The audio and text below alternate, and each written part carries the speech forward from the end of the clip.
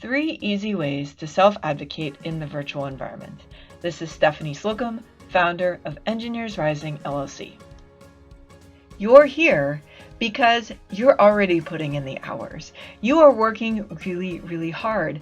And you're noticing that maybe some of the decision makers where you work aren't recognizing the effort that you're putting in.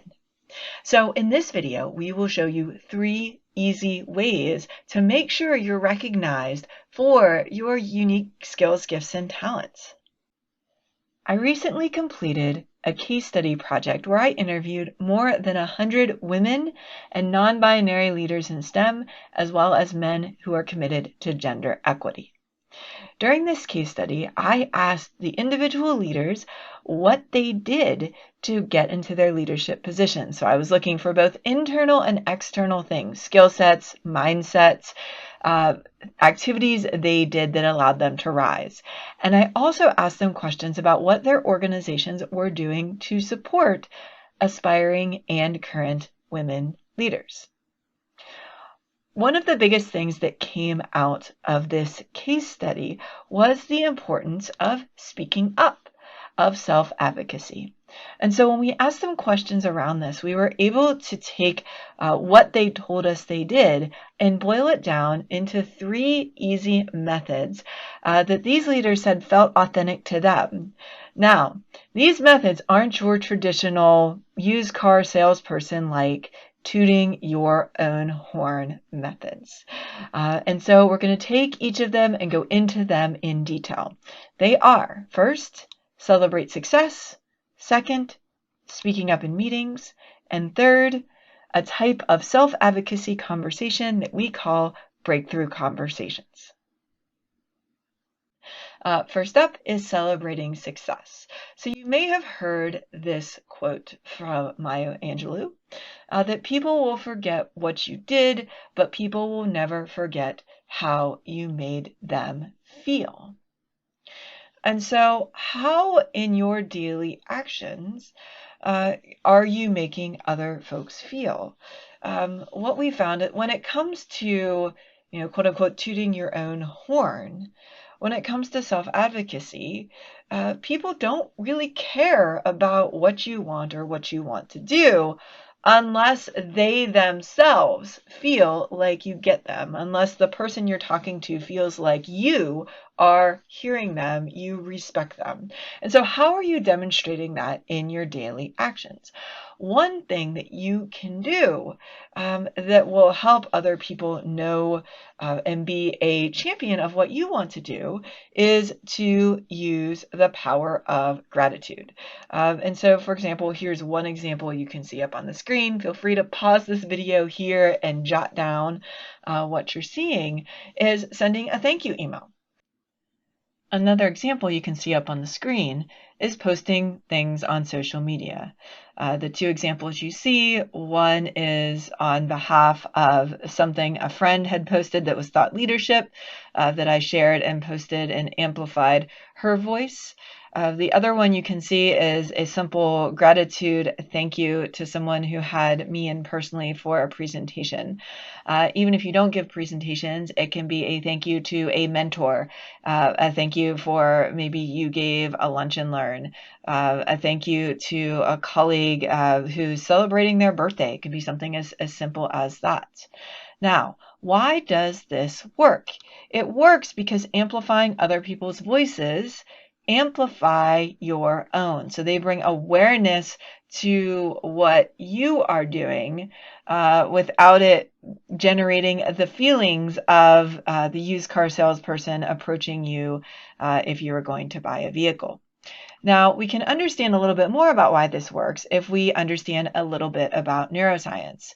Gratitude actually rewires your brain. And so when you practice gratitude by celebrating your own success, by celebrating other people's successes, it actually activates your prefrontal cortex. That part of your brain is responsible for things like problem solving, emotional regulation, emotional intelligence, creativity, intuition. You may have noticed all those traits I just rattled off, we all consider leadership skills. So activating the part of your brain that is responsible for gratitude also allows you to show up as your best at work. And when you activate that for other people by thanking them, by using gratitude in your day-to-day work and sharing genuine thanks and compliments for people, you do the same thing for them. Now, psychological studies have shown that we consistently underestimate as a giver how good receiving a thank you or compliment makes someone else feel. And so there's been some psychological studies on this. Psychologist Vanessa Bones, who is also the author of the book You Have More Influence Than You Think, actually measured this in a study. So in the study, what they did was they had strangers go up to other strangers of the same gender and give them a compliment. And what they asked was the person giving the compliment had to rate on a questionnaire before they went to give the compliment how much of an impact this would have on the receiver of the compliment.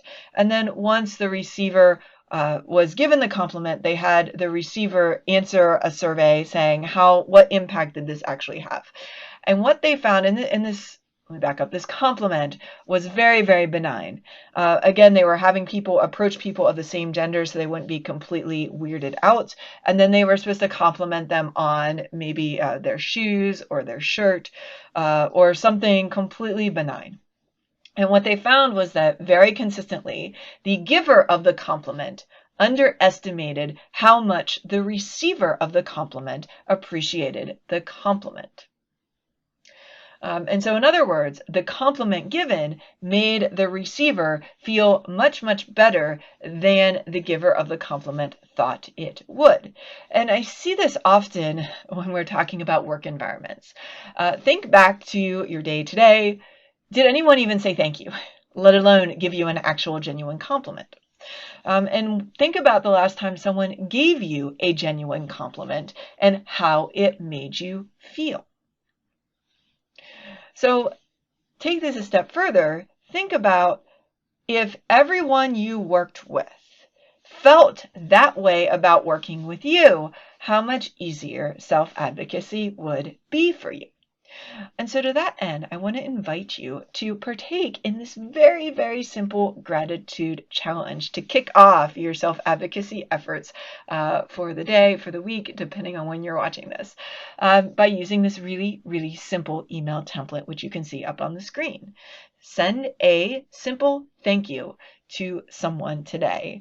I also invite you to make this a habit and do it every day, because when you start saying thank you to others and others start to associate, oh, you are someone that makes them feel good with working with you, all of a sudden you don't even have to feel like you're tooting your own horn or letting other people know all the great things you're doing, because you have created an environment where other people are like, oh, well, this person is top of mind because this person always makes me feel good when I work with them. So we are going through the 3 easy ways to self-advocate. Method number 1 was to self-advocate using gratitude. The second one is to speak up, specifically in meetings. In the leadership study I referenced a moment ago, one of the people I interviewed shared this quote: "Who knows about your work, especially in hybrid and virtual work environments where it's hard to judge participation on a screen. Maybe people have their cameras off and you can't even see like who's engaged, who's not. But in this particular environment, who knows about your work is just as important as doing good work." Now, the challenge here is, okay, you're sitting in a meeting, and we know statistically speaking that if you are a woman or non-binary person who identifies as a woman, you are more likely to get interrupted than anyone who identifies as a man. To the point that there's this study that was done in tech specifically, and they found that men are almost 3 times more likely to interrupt women than other men. The exception to who is being interrupted in this particular study was actually the women leaders that were in the room. They found that those women who were in leadership positions had learned to interrupt people back who had interrupted them, so that they made sure that their ideas were heard and recognized.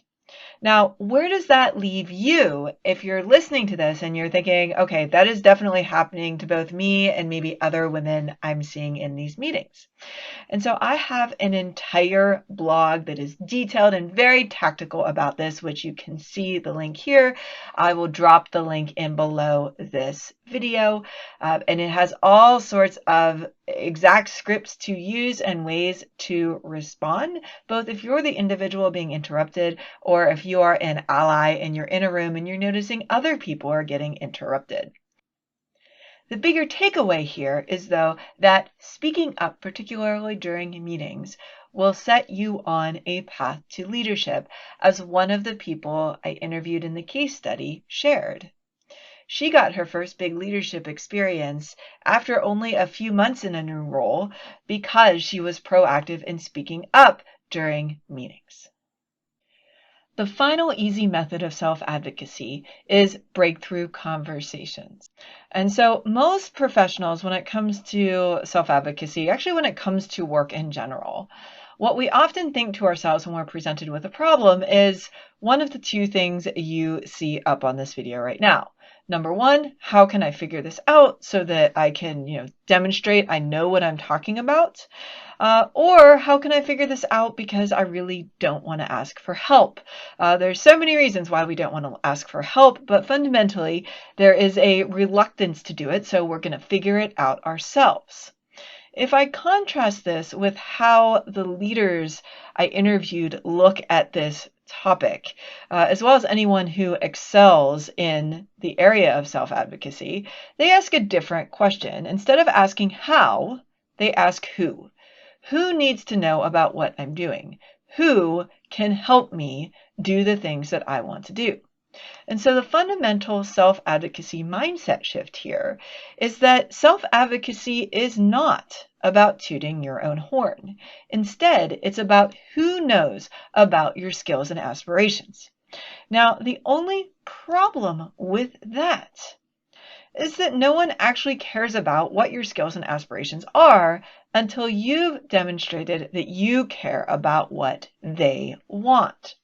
And you're going to do that by using strategic, big picture questions to build connections between yourself and the person you're speaking with, as well as position yourself as an emerging leader.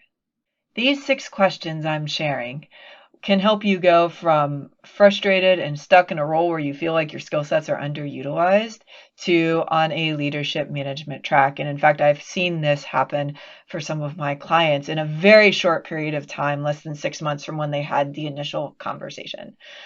So without further ado, let me share the 6 questions. The first question you're going to ask is, how does our team and my role specifically align with core business priorities? Next up is, how do we measure success? What are the metrics? What are the most important things I do in my role that contribute to the team's success, and how do we measure those? The fourth question is, tell me what I can do in my role to better support you. This particular question is a critical one for building a connection between yourself and the person you're talking to. Next up is, where is the firm going? And where is the industry going? So that wraps it up for our 3 easy methods of self-advocacy in a virtual environment.